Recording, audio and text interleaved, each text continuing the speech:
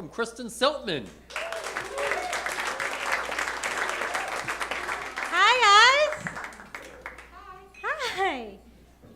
So I have 2 dogs. Yeah, 2. The second one was unplanned. He's a rescue. Anyone here have rescue pets? Did they tell you guys this when you got them? Were they like, hey, you know what? He's really going to rescue you. Yeah, that's not how having a pet works, guys, okay? I'm not the one that needs to be distracted by a slice of cheese, so I don't eat my own shit.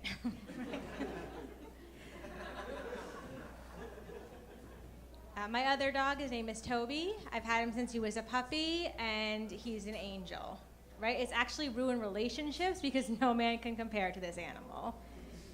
My last boyfriend, we were talking about maybe one day getting married. I was like, listen, if we get married, we need to have Toby in the wedding, right? Have you guys seen that on Pinterest, like the top hats and stuff? And they're like the ring bearer? Yeah, adorable, right? He was like, no, that's too weird. And also, I don't want to marry you. Stop talking about it. So then I had to be the one to break the bad news to Toby. I was like, Toby, some things have changed. You are now the groom. But my rescue dog, he actually got sick recently. He had kennel cough. It's not a big deal. It's just like dog flu or whatever. But I took him to the vet. The vet was like, okay, well, he's a new patient here, so he needs to register in the system. That's $100. Then he's going to need to get the antibiotics for the kennel cough. That's $50. He's going to need full blood work to make sure that's all he has, and that's another $100. And then he needs to come back for the shot to make sure he doesn't get it again. That's $75. And I was like, whoa, how much to just put him down?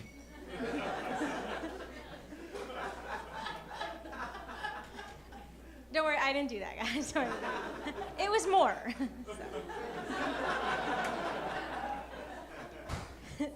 Something I noticed about my dogs lately, you guys with dogs, tell me if you know about this. I think my dogs are racist. Anyone else? No? Okay. I promise I'm not like training them that way or anything, but I noticed that when I walk them, they only growl at black people. Yeah, I was concerned. I actually asked the vet while we were there. I was like, hey, while we're here, what can we do about dog racism? Is there like a sensitivity class I can enroll these guys in? My vet says, well, you know, dogs only see in black and white. So if you're walking them at night and a black person's there, they can't see them, but they sense their presence like a ghost, and they're scared, and that's why they're growling. Guys, I think my vet is a racist.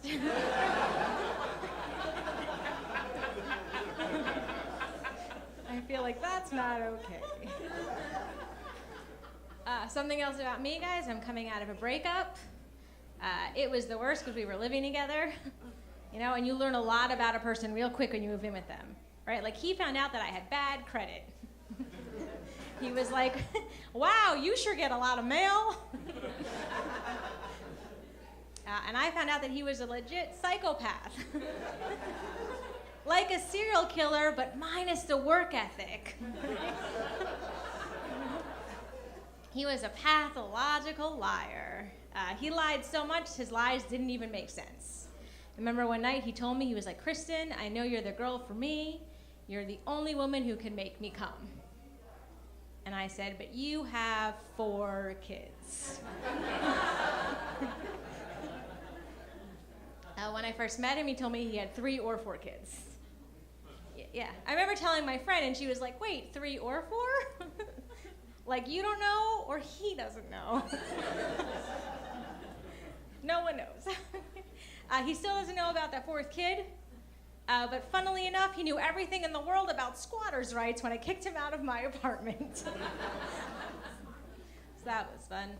So that happened, I had to move back in with my mom. And when I tell people that, they feel bad for me. Don't. It was an upgrade, right? Rent was free. She cooked. She cleaned. She didn't beg me for anal sex every night. You know?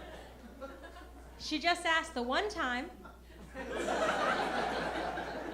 I said no. She never asked again. It's great. I love my mom. We don't agree on a lot, but I do love her.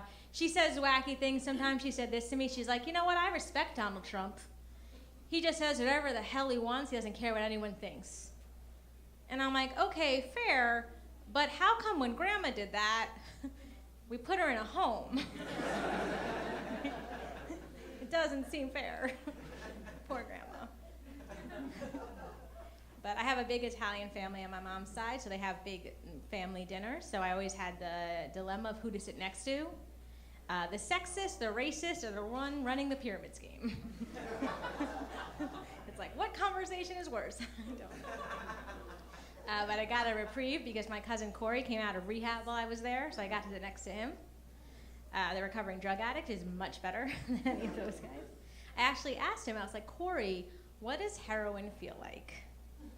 And he told me, he's like, it feels like being wrapped in a hug of warm towels. And I was like, okay, I kind of get it because that feels amazing.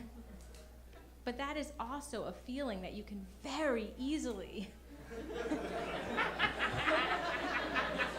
and safely recreate in your own home. You know? I don't know. So I'm trying to date again, which is hard for me, especially the idea of like sleeping with someone else. Because I just keep thinking about the last time I was with my ex-boyfriend and we were laying in bed and he was like, tell me your fantasy. I want to do your fantasy for you. And I was like, cool, like a sex thing? Maybe next time we could try eye contact. And he was like, no. Okay. Yeah, I'm nervous to date or sleep with someone else. And it's not that I'm a prude, it's just that I read a lot of true crime. But that aside, I have been trying to make friends with some men recently. I know you're like, why? I don't know, but I have. So I've been hanging out with a group of guys, and they all do the same thing. They talk about if they would, they're all straight guys, they talk about if they would suck a dick for $1 million.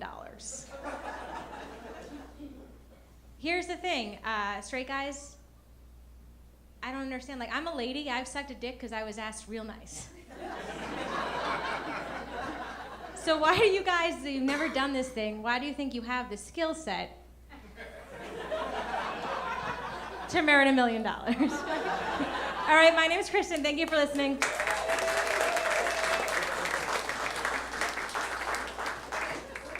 Thank you so much, Kristin. $1 million.